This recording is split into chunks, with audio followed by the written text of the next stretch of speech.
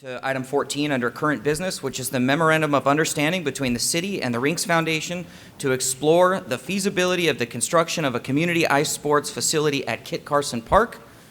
We're excited you're here. The time is yours. Thank you, Mayor. Okay, well, good evening, Mayor, Deputy Mayor, and council members, and also members of the community who are here tonight. My name is Joanna Axelrod, and I'm Deputy City Manager here at the City of Escondido. I'm joined tonight by Matthew Hicks, who's the Vice President of Public Affairs, representing the Rinks Foundation. The purpose of tonight's presentation is to introduce the people and the vision behind the Rinks Foundation's proposal to construct and operate an ice sports facility in Kit Carson Park, and seek council's approval of an MOU that will allow us to start the public conversation around this opportunity. You're going to hear repeatedly throughout tonight's presentation that this is just the beginning of the public conversation and a journey that will allow for multiple opportunities for the community to provide feedback. Tonight, we're going to explore who the Rinks Foundation is, what goes into evaluating an opportunity like this, how we got here tonight. You'll hear from Matt about the details of TRF's proposal. We'll also talk about the park needs we're hearing from the community, some of the highlights of the MOU, next steps, and the staff recommendation. The Rinks Foundation is the work of local philanthropists Henry and Susan Samueli. Their passion for supporting and growing community access to ice sports in Southern California began when they purchased the Anaheim Ducks in 2005, and it grew with their acquisition of the American Hockey League team, the San Diego Gulls. Their demonstrated track record of success as an operator can be seen through a variety of projects, including Great Park Ice in Irvine, the rehabilitation of Poway ICE, and numerous other philanthropic efforts. They approached the city with a proposal that could benefit this community for generations. But before Matt dives into the details of that proposal, I want to take a moment to provide some insight for the community into what happens behind the scenes when we're approached about exciting opportunities. As you can imagine, city staff and council members receive creative ideas from the public all the time. Some of them sound really promising, but others are more conceptual or lack the initial details that we need to feel comfortable bringing them forward publicly for further exploration. So there's due diligence that must be done before an idea is publicly announced, and that can often take years depending on the scope of the proposal. In this specific case, the Rinks Foundation approached the city with their proposal to fully fund the construction, maintenance, and operation of a community ice sports facility. That's a very unique opportunity to have a proposed operator with the financial capabilities and track record of success to do that. In 2024, when this opportunity was brought to council in closed session, there were a variety of potential obstacles that had to be discussed, including the qualifications of the proposer, the city's financial position as the outcome of our Measure I initiative was not yet known, staff bandwidth constraints, and the legal question of whether the facility could even go in the proposed location, which had to be explored with the California Department of Housing and Community Development, or HCD. It took over 2 years to work through those issues, but our situation has changed. Measure I, the passage of our local sales tax revenue measure, has allowed us to build back more staff bandwidth and have the ability to talk about exploring opportunities like this. Now that we have answers to many of the unknown questions, including concurrence from HCD that this project would be exempt from the Surplus Lands Act, we can talk publicly about what the project benefits and potential impacts are and bring the public into the conversation. We often hear a misperception that just because something goes to council in closed session, that it's a done deal and a foregone conclusion, but that's not the case. There are simply matters that must be discussed and worked through in that setting before the public conversation can really begin. Given that broader context, this slide outlines more of the specific details of how we got here. While not directly related to the Rinks proposal, the closure of Escondido Iceplex in 2020 is an important contributing factor to the overall conversation around need. Iceplex was this community's only dedicated ice skating facility with 2 sheets of ice that served Escondido and North County for more than 25 years, offering youth and adult hockey, figure skating, learn to skate programs, and public skating opportunities until the COVID-19 pandemic forced its closure. Since that time, Escondido youth, family, and adult participants seeking ice recreation have been required to travel outside the community, often long distances, to access comparable facilities. City staff routinely hear community feedback calling for more structured, positive recreational outlets for youth and teens. So when staff were approached with this proposal, it appeared to fulfill a need. The exploration of locations happened consecutively, not concurrently. First, time was invested in identifying a suitable location for the ice rink to maximize economic impact to the community. Then, understanding that it would result in the rehoming of the adult softball complex, it took time to find a suitable new location for that facility. During this time, Escondido voters approved Measure I, which provided the ability to rebuild staff capacity and truly entertain the future costs of relocating the adult softball complex. While Ryan Park has initially been identified as a feasible location, there is so much additional exploration that needs to be done, which is why we're going to host community conversations very soon that you'll hear about more at the end of this presentation. Perhaps the most time-intensive process involved the conversations with HCD around the Surplus Lands Act. What's important to know about the SLA is that it's a law that governs procedures around how a city can sell, lease, or otherwise change a use of public property. It took over a year to receive their concurrence that this project would be exempt from that law and was legally feasible. Now that we've talked about who the Rinks Foundation is, the pre-work that goes into evaluating an opportunity like this, and how we've gotten to this point, I'm going to turn it over to Matt to dive deeper into the TRF proposal.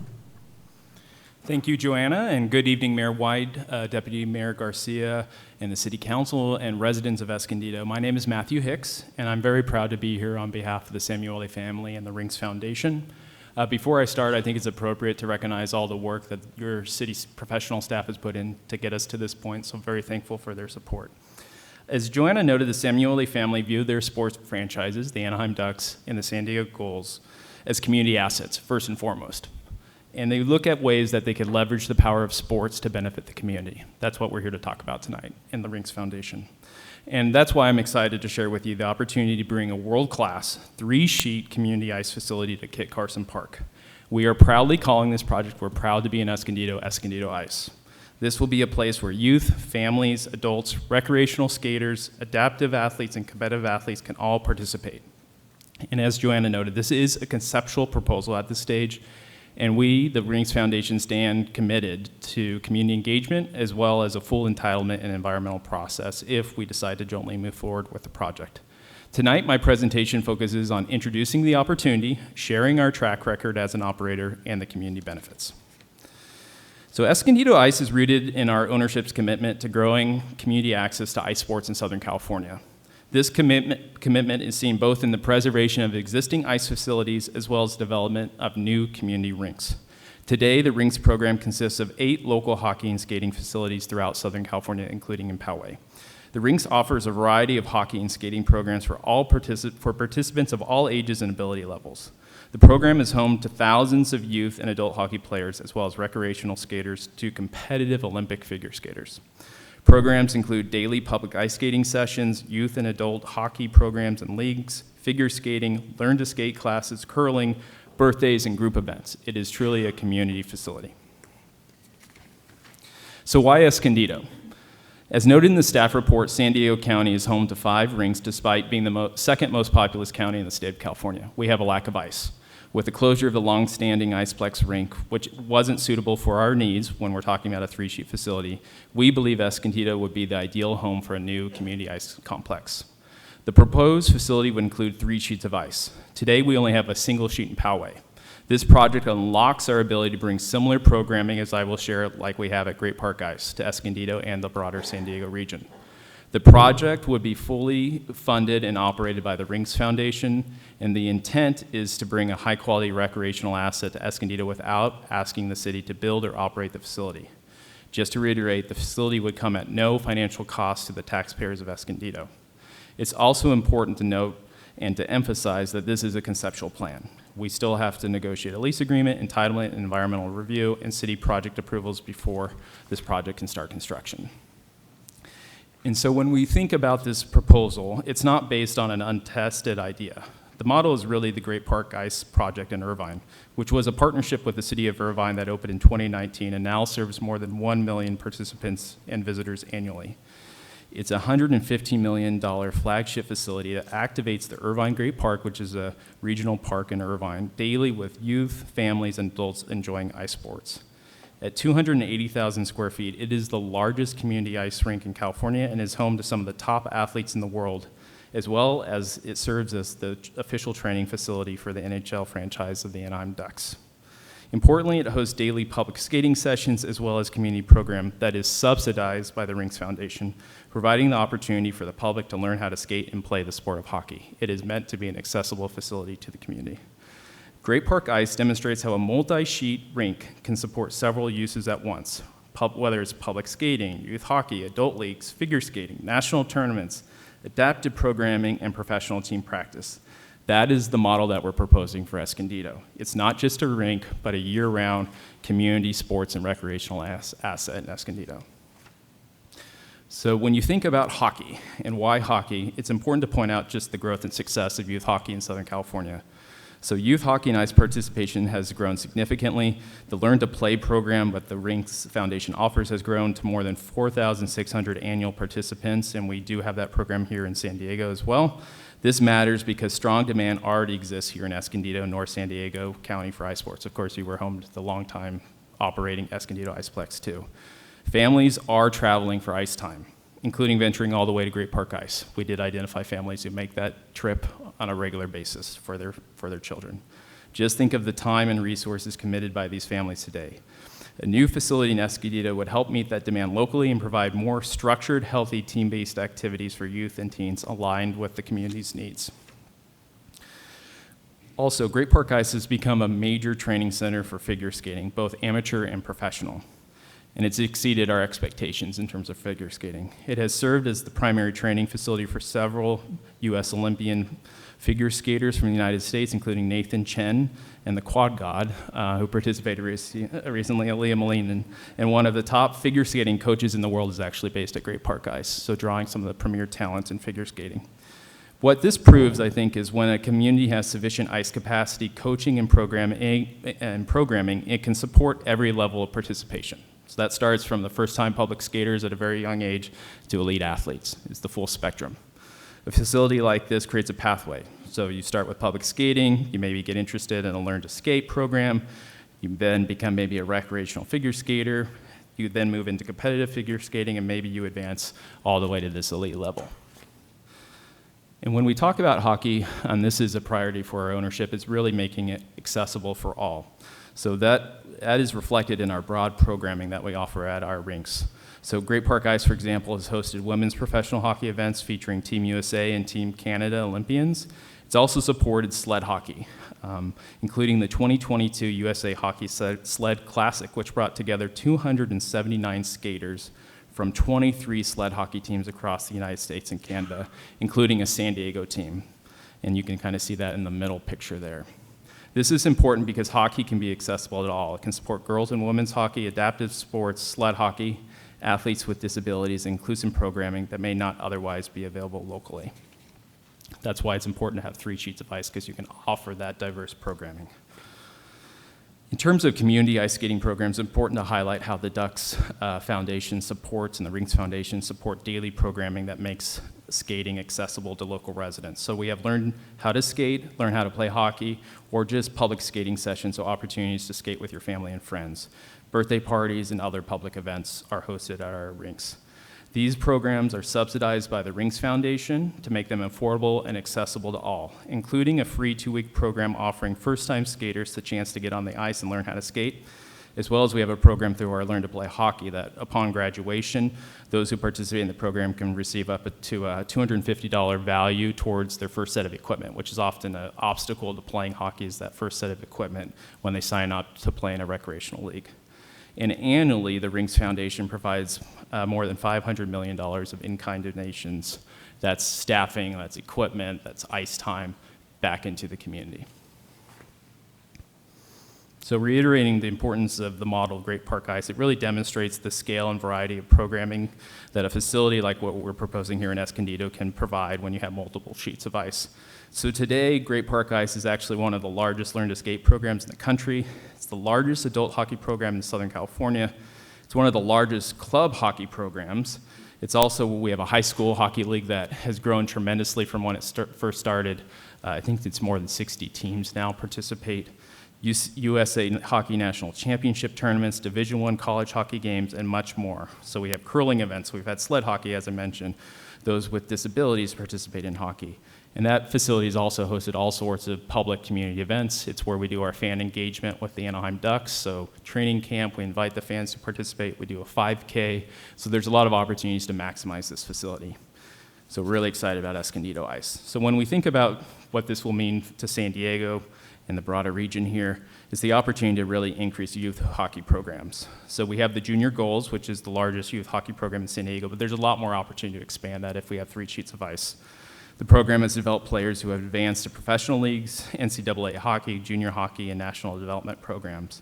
Today, there's actually 6 high school teams from San Diego that participate in the Anaheim Ducks High School Hockey League, and that's quite a commitment to play in that league. And we look forward to growing this. We're across from a high school at Kit Carson Park, the opportunity to expand at the high school level to have a high school hockey team. And one thing not to lose sight of, I've seen some Gulls gear in the audience, is that this would be the official training facility for the San Diego Gulls. And there are, of course, our American Hockey League affiliate of the Anaheim Ducks. While limited in their actual use of ice time, because it's where they practice and they're on the road for games, et cetera, I think having them as an anchor is important because it helps support the long-term operation of the facility and brings visibility. We have a strong fan base and excitement around the Gulls hockey team. And to be clear, the Gulls Hockey Club would be required to pay for the build-out of their space, and they would pay fair market rent to the Rinks Foundation. The Gulls would also continue to support, promote, and market the growth of hockey throughout the San Diego region. Their presence would help strengthen youth hockey, high school hockey, girls hockey, learn-to-play programs, and overall participation in ice sports. So really excited to have the Gulls have their training facility here in Escondido. So you can see we're very excited about the proposed site at Kit Carson Park. We did survey other potential locations around the city in coordination with city staff, and we think this is the best location because it has the space needed to accommodate a 3-sheet ice rink facility, as well as all the necessary parking and other community benefit amenities. The current adult softball complex at more than 13 acres allows us to build this 3-sheet facility. And the location is important because it sits near existing recreational uses with Kit Carson Park. It also has freeway access with a 15 and regional roadway access, and of course its adjacency to the North County Mall. That creates an opportunity to combine recreation, community programming, and economic activity in one location. We had a similar mix of those elements at Great Park Ice in Irvine, and we've been very successful with a location like this. At the same time, we recognize that Kit Carson Park is a treasured public asset with an established parks plan, and we realize and accept that any proposal at this site must go through the city's thorough public process, including community input, technical review, environmental review, and of course it has to come back to the council for consideration. The next several slides show very early conceptual renderings of what the facility could look like, but the final design of this project is approved would be informed by community input and further design analysis. So this rendering provides a broad view of the proposed main entry and facade. I think what you'll see is the design intent is to create a high-quality community and recreational building. If you know anything about ice rinks, they're typically, buildings with no windows. They generally are not. This is meant to be very accessible through creating shaded areas, landscaped outdoor areas. We were very thoughtful in terms of landscaping, how it relates to the rest of Kit Carson Park and the plant species you see out there. We wanted to design it with attention to shade, circulation. We know people use Kit Carson Park as part of their daily routine, their walk, so we're thinking through how that pedestrian trail circulation remains with our proposed facility and public comfort. The intent is for the building to feel active, open, and accessible, a facility that invites the public in and contributes to the surrounding park setting. So this is a kind of a zoomed up view of the main entry experience, and it emphasizes how we want natural light to really flow, shine into the building, create transparency, shade, pedestrian activity, and public gathering space. You can see families, skaters, and visiting moving through the entrance area. And we thought about those common spaces. That's where families are enjoying watching their young ones play hockey or figure skating. It's where siblings are doing homework. We want this to be a place of community activity. And we wanted to think through that arrival experience, making sure that it feels welcoming to first-time skaters, families, teams, spectators, and community users. It's not just for competitive athletes. It's meant to be a community facility. And I think to emphasize the point, we don't view this as a gated private facility for the Gulls. This is meant to be a community facility, just like how we operate the Great Park Ice in Irvine.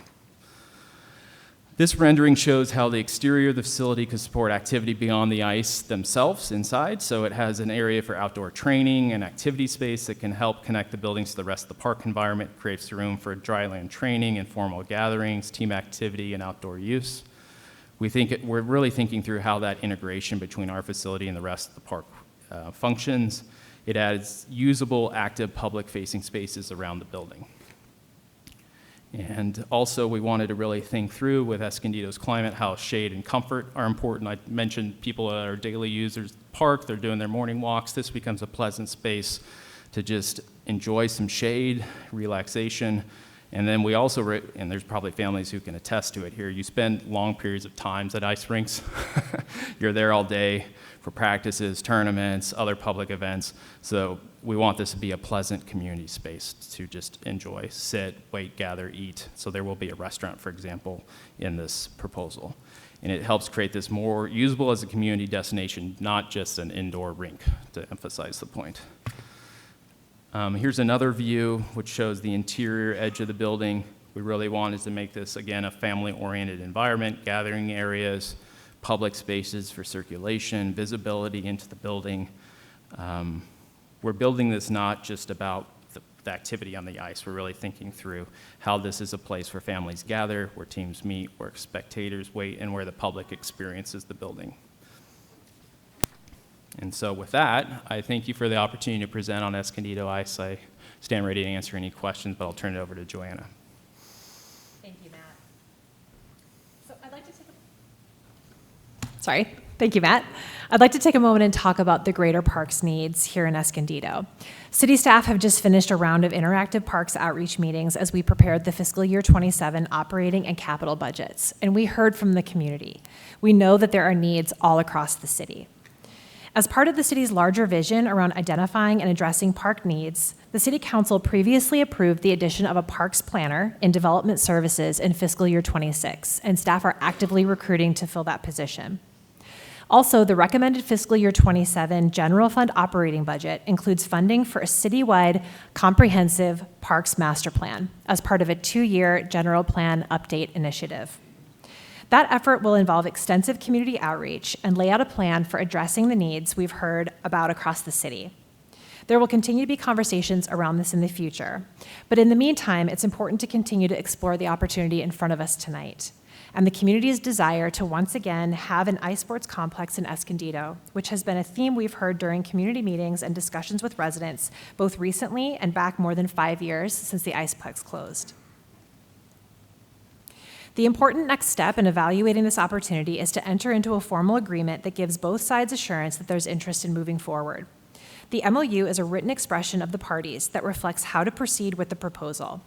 If council were to approve a future lease agreement, which is anticipated to come before you this summer, these are some of the highlighted terms we can expect to see. Once again, the Rinks Foundation would fully fund the construction, operation, and maintenance of the facility with no financial contribution from the city. The lease of the park location would be 25 years following construction, with 5 options to extend the term for an additional 5-year period each for a total of 50 years. At that time, a new lease could be negotiated, or at lease end, the facility would revert to city ownership. There will also be a designated percentage of operating hours monthly that will be devoted to public programming. As a gesture of goodwill and an acknowledgement of the impact that this project could have on adult softball, the Rinks Foundation has pledged a $4 million contribution to the relocation of that complex. We anticipate construction will cost more than that.